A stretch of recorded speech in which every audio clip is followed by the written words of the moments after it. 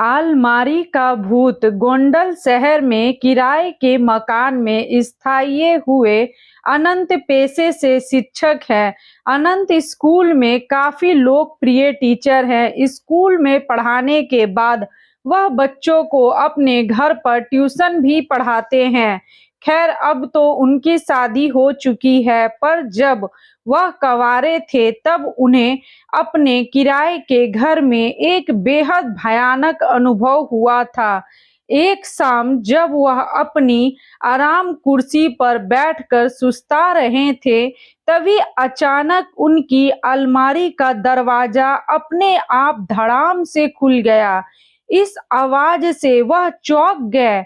उन्हें काफी डर महसूस हुआ, चूंकि उस शाम वह कोई हवा नहीं चल रही थी और घर पर तो वह अकेले ही रहते थे।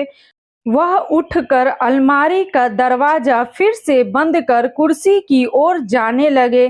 तभी उन्हें महसूस हुआ कि किसी ने उनका नाम पुकारा और वह आवाज उस अलमारी के अंदर से आ रही थी।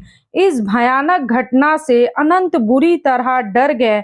उन्हें वहीं खड़े खड़े पसीना आने लगा और वह बुरी तरह कांपने लगे।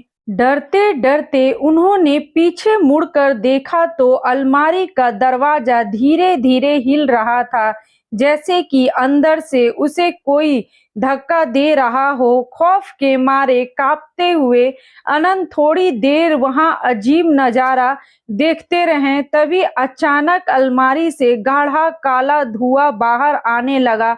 यह सब परलौकिक घटनाएं देखकर अनंत की चीख निकल गई। अनंत दौड़कर घर के बाहर आ गए और सारी बातें अपने पड़ोसियों को बताने लगे। अनंत के पड़ोसी उनके साथ घर में दाखिल हुए और उन सब ने वहां जो भी देखा उसे देखकर सबके होश उड़ गए।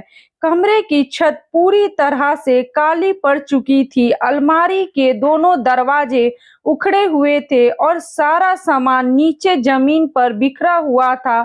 लोग कुछ समझ पाते इससे पहले ही वहां रखी अलमारी धड़ाम से जमीन पर आ गिरी। अनंत के साथ साथ अब सभी लोग इस भूताहा अनुभव से घबरा गए और बाहर की तरफ भागे।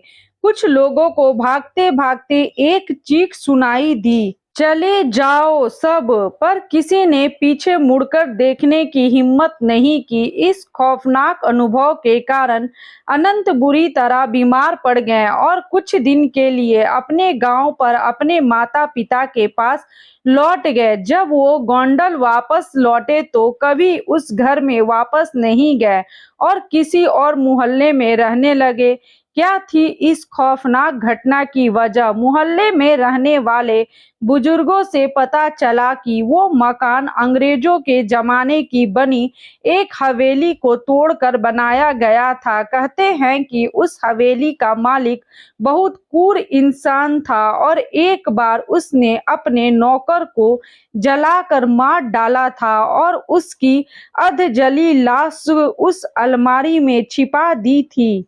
मकान मालिक ने कभी वो अलमारी प्रयोग नहीं की थी, लेकिन अनंत राजनाथ के मांगने पर उन्होंने वो अलमारी उसे दे दी थी और शायद इसी कारण नौकर की आत्मा नाराज हो गई और ये खौफनाक डरावनी घटना घट गई।